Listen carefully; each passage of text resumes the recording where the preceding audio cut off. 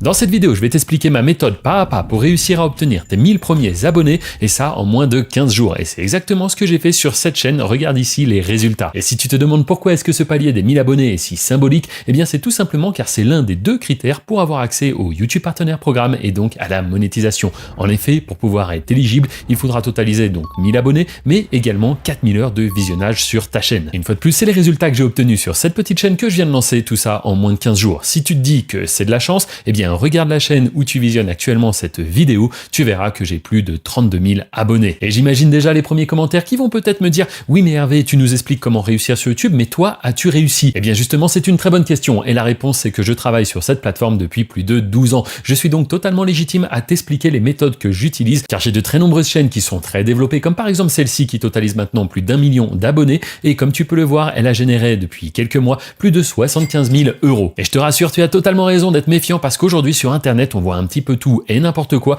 donc n'hésite pas à être curieux et à t'intéresser un petit peu comme ça aux personnes qui te présentent leur soi-disant méthode. Et je te propose qu'on se retrouve dès maintenant sur mon ordinateur où on va regarder ensemble les résultats de cette petite chaîne, on va les analyser, on va essayer de comprendre pourquoi est-ce qu'elle a performé et comment est-ce que à ton tour tu vas pouvoir copier-coller exactement la même méthode que je vais t'expliquer ici. Alors regarde bien, au tout début on voit que la première vidéo elle a été publiée le 20 février, une journée à 0 abonnés et ça c'est totalement normal. Au début il faut laisser un petit peu de temps à l'algorithme pour tester ton contenu, pour comprendre tout simplement de quoi est-ce que traite ta vidéo. Le lendemain, ce sera une journée également à 0 abonnés, mais on ne se décourage pas, une fois de plus, c'est normal. Par contre, la journée qui a suivi a été notre journée avec notre premier abonné, yes, youpi, et on espère le premier d'une longue série, et en effet, c'est ce qui s'est passé, parce que encore après, on a fait 5 abonnés. Et ce que tu vas voir, c'est que par la suite, ça baisse. Et oui, et c'est normal, c'est comme ça que ça fonctionne. En fait, YouTube recommande ton contenu à un petit échantillon de personnes, et selon les résultats, il adapte. Donc soit il freine, soit il accélère. Et c'est ce qu'on va voir par la suite. Après avoir enchaîné 2 journées à 0 abonnés, on va faire une autre journée à 5 abonnés. Donc là, on pourrait se dire, c'est plutôt bien parti. Comme tu peux le voir, je suis resté constant en bas dans mes publications. Et puis ensuite, la machine a commencé à s'emballer. Ça y est, le 28 février, une première journée à 24 abonnés, 121 abonnés. Et alors là, c'était parti. J'ai enchaîné jusqu'à faire des journées à plus de 731 abonnés. Et comme tu peux le voir, en l'espace de 15 jours, j'ai atteint non pas 1000 abonnés, mais 2000 abonnés. Et ce qu'on peut souligner ici, c'est que je n'ai pas fait que 2000 abonnés. Non, j'ai également fait 269 000 vues durant cette période. Et 269 000 vues, ça représente 4800 heures de visionnage. Et je te rappelle que pour être monétisé, il y a 2 critères, c'est d'avoir les 1000 abonnés et les 4000 heures de visionnage. Et donc là, en l'espace de 15 jours, j'ai rempli ces 2 critères. Ce qui fait que par la suite, ma chaîne a pu être monétisée. Et on va le voir ensemble, elle a commencé à générer ses premiers revenus. Donc là, tu dois te dire, ok, c'est super Hervé, tu nous montres pas mal de choses, on a compris, mais comment faire pour que nous aussi, on ait ces résultats? Tu nous as parlé d'une méthode à copier-coller. Ne t'inquiète pas, je t'explique tout. Le premier point, c'est tout simplement de trouver une bonne thématique. Trouver un contenu où il y a de la demande. Car oui, sur YouTube, si on essaye de faire quelque chose qui n'intéresse personne, eh bien, désolé de te l'apprendre, mais ça ne fera pas de vue. Et lorsque l'on parle de thématique, attention, il y a plusieurs points sur lesquels il faut être vigilant. Déjà, il y a les thématiques qu'on appelle evergreen, c'est-à-dire du contenu qui va faire des vues et des vues pendant des années. Quelque chose qui ne va pas s'épuiser. C'est un petit peu l'inverse d'une tendance ponctuelle. Je te donne des exemples. Par exemple, si on te parle du dernier jeu à la mode, de la dernière série Netflix qui fait le buzz, là, on est sur quelque chose qui est lié à l'actualité, quelque chose qui va être peut-être éphémère. Par contre, si je te donne une thématique sur les meilleurs joueurs de foot, sur comment faire un nœud de cravate, eh bien là, on est sur un contenu evergreen, c'est-à-dire qui va pouvoir faire des vues pendant des années et qui ne va pas s'épuiser. C'est 2 manières totalement différentes de travailler sur la plateforme. Il n'y en a pas forcément une qui est meilleure que l'autre, il y en a simplement une où tu auras des résultats plus rapidement. Mais attention, qui dit résultats plus rapidement ne dit pas que c'est forcément mieux parce que parfois, eh bien, ça peut monter et descendre aussi vite que c'est monté. Alors que sur de l'evergreen, sur du contenu qui n'est pas lié à la temporalité, eh bien là, ça peut faire des vues pendant des années. Donc il faut déjà choisir entre ces 2 manières de travailler sur la plateforme. Ensuite, lorsque tu choisis une thématique, il y a 3 critères qui sont véritablement importants. Le premier critère, est-ce que ce contenu t'intéresse un minimum? Parce que oui, ça va être difficile de produire du contenu sur la durée si le sujet ne te parle absolument pas, si tu n'y connais rien, voire même si c'est un contenu qui te saoule littéralement. Imagine, tu n'es pas du tout à l'aise avec les mathématiques, avec les chiffres, tu ne vas pas lancer une chaîne où tous les 2 jours tu vas nous sortir une vidéo qui nous parle des maths. Tu vois, donc le sujet doit t'intéresser un minimum. Ensuite, il faut être capable d'identifier qu'il y a bel et bien du potentiel. Ça, oui, c'est très très très important, comme je le disais juste avant. Et enfin, il faut que tu sois capable de produire ce contenu. Car oui, si la thématique t'intéresse, s'il y a de la demande, mais si c'est un contenu que tu n'es pas capable de produire parce qu'il faut toute une équipe d'animation ou autre, eh bien, ça ne sert à rien. Donc ces 3 critères sont véritablement importants.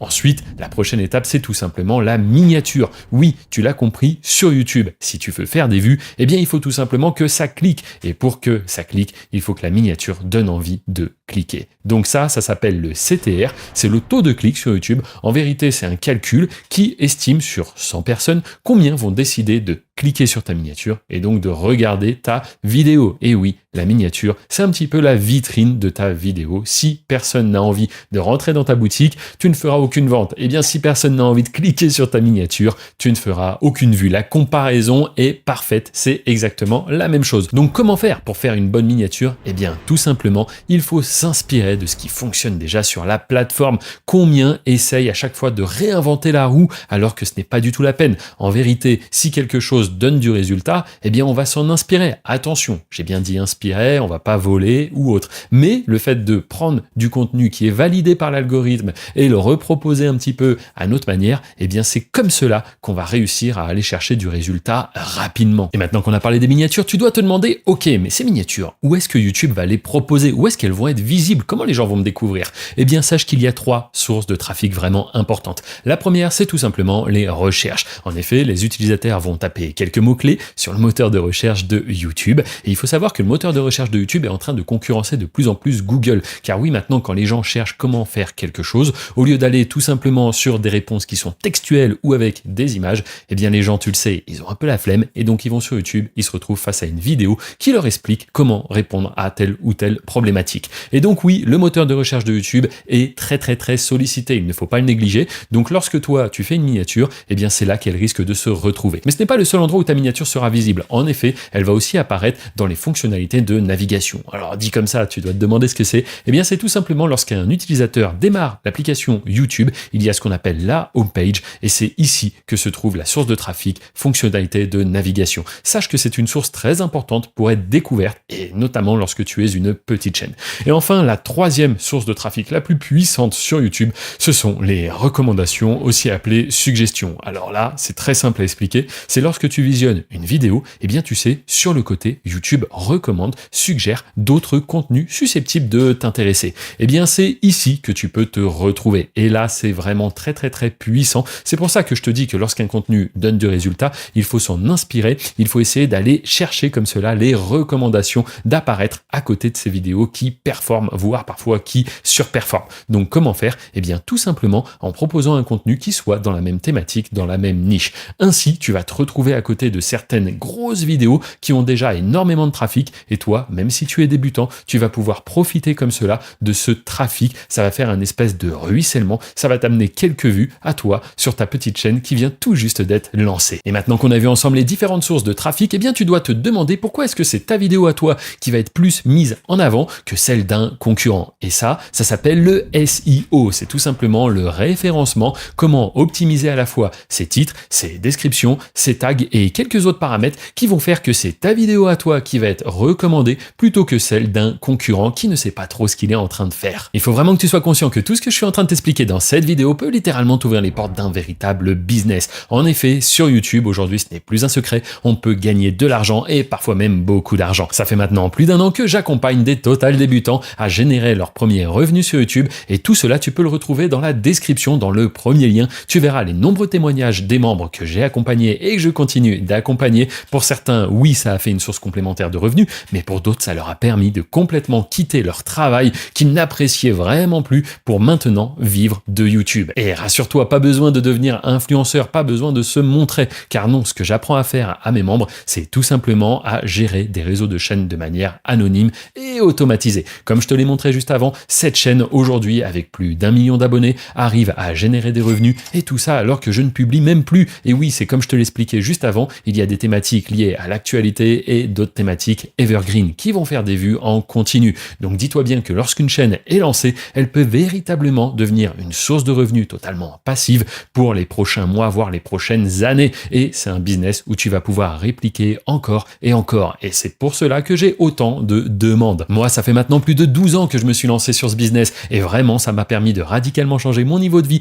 passant de livreur de pizza à aujourd'hui une vie de liberté où je peux profiter de mes amis, de ma famille, sans avoir à me soucier de l'argent. Et ce qui est drôle, c'est que les gens découvrent tout juste ce business que je fais depuis 2012 et je me retrouve à faire des conférences où j'explique comment est-ce que j'ai fait pour, à moi seul, mettre en place tout un système qui me génère de l'argent alors que je suis en voyage, alors que je suis avec mes amis et ma famille. Et si tu penses qu'il est trop tard, eh bien je te rassure, non, ce n'est pas du tout trop tard. La preuve, cette petite chaîne que je viens de lancer il y a tout juste quelques semaines, et en plus de ça, la demande sur YouTube ne fait qu'augmenter. En effet, c'est générationnel et aujourd'hui, il y a de plus en plus de spectateurs, de plus en plus de personnes qui consomment du contenu. Donc je t'invite véritablement à profiter de cette opportunité et à cliquer sur le premier lien dans la description. Sache que si tu es sur mobile, il suffit de cliquer sur le titre pour faire apparaître la description et tu y découvriras les témoignages des nombreux membres à qui j'ai permis de radicalement changer de niveau de vie. Et maintenant, je vais te partager des véritables astuces qui vont faire la différence entre toi et un concurrent. Déjà, premièrement, la thématique. On en a parlé. Eh bien, sache que c'est très important de rester cohérent. Je vois trop de personnes qui débutent, qui tout simplement essayent plein de choses sur leur chaîne. Et c'est ce qu'il ne faut absolument pas faire. C'est une énorme erreur. Pourquoi? Eh bien, parce que l'algorithme va être totalement perdu. En effet, tu vas nous faire une première vidéo peut-être sur un jeu vidéo, puis une deuxième vidéo où tu vas nous parler d'un film, puis ensuite les plus belles voitures, puis ensuite un peu d'actualité. Non, vraiment, c'est à éviter. L'algorithme va tout simplement être perdu et ne plus savoir à qui recommander tes vidéos. Si tu décides de faire une chaîne sur un sujet bien précis, il faut continuer. Et en effet, la première vidéo ne donnera peut-être pas de résultat. C'est ce qu'on a vu. 0 abonnés, ça fait mal, mais c'est la dure vérité. Et c'est plus tu vas être régulier que l'algorithme va réussir de mieux en mieux à cibler ton audience. Et c'est comme cela que vont arriver tes premiers abonnés et aussi tes premiers résultats. Et maintenant, ça y est, supposons que le spectateur a cliqué sur ta miniature à toi. Félicitations, première étape réussie. Mais ensuite, comment faire pour que notre contenu soit encore plus mis en avant et surtout qu'il devienne viral afin de nous aider à générer nos 1000 premiers abonnés? Eh bien, c'est le watch time. Le watch time, qu'est-ce que c'est? C'est la rétention, la durée de visionnage d'une vidéo. Car oui, YouTube, ce qu'il recherche avant tout, c'est à capter un maximum l'attention des spectateurs. Et pour ça, YouTube te fait confiance, te laisse la main sur le contenu. Car oui, c'est le contenu qui va faire que le spectateur va rester. Je te donne un exemple simple. Sur une vidéo de 5 minutes, entre un spectateur qui va rester 3 minutes et un spectateur qui va rester 20 secondes, YouTube va en effet préférer l'option où le spectateur passe le plus de temps sur ta vidéo et donc par conséquent sur sa plateforme. Car oui, l'attention aujourd'hui vaut littéralement de l'or. Plus un spectateur reste sur une plateforme, plus il rapporte d'argent à cette plateforme et donc par définition à toi aussi qui participe à cette plateforme. Et c'est comme cela que YouTube va pousser de plus en plus ta vidéo auprès d'un échantillon de spectateurs qui sera toujours de plus en plus large afin d'aller chercher une audience toujours de plus en plus élevée et c'est comme cela que tu vas pouvoir atteindre tes 1000 abonnés. Et juste avant de te parler du retargeting et du lookalike, je te rappelle que le premier lien dans la description t'emmènera vers une présentation totalement gratuite et c'est là-bas que je te révèle véritablement les coulisses de mon business. Je peux t'apprendre à générer des revenus et même vivre de YouTube comme je l'ai fait avec de nombreux membres. Tout ça en gérant des chaînes YouTube où tu n'auras pas à te montrer et tu pourras automatiser ce business par la suite. Et qui sait, peut-être que toi aussi d'ici quelques semaines, eh bien tu pourrais radicalement changer de vie grâce à YouTube. Comme tu l'as compris, ton contenu, une fois mis en avant, va être de plus en plus poussé par la plateforme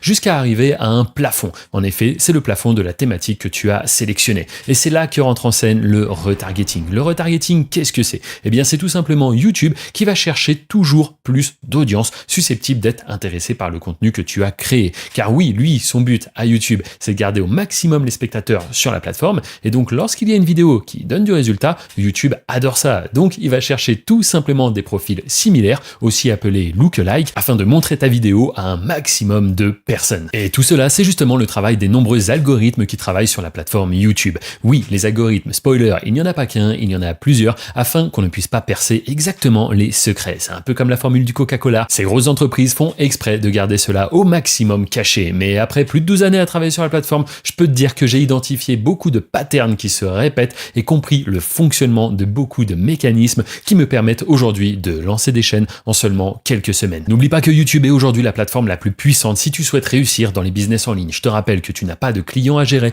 pas de colis à expédier, pas de support. Bref, ton but à toi, c'est tout simplement de faire des vidéos qui vont capter l'attention du spectateur, les mettre en ligne et c'est comme cela que tu peux littéralement générer des milliers d'euros chaque mois. Qui plus est, le nombre de spectateurs sur la plateforme YouTube ne fait qu'augmenter et ce n'est pas prêt de s'arrêter. Si tu souhaites véritablement en apprendre plus sur YouTube, je t'inviterai à mettre un like et à t'abonner abonner. Tu peux également regarder d'autres contenus sur cette chaîne et n'oublie pas le premier lien dans la description pour voir le témoignage des nombreux membres que j'ai accompagnés et que j'ai aidé à radicalement changer de niveau de vie. Je te dis à très bientôt. Ciao!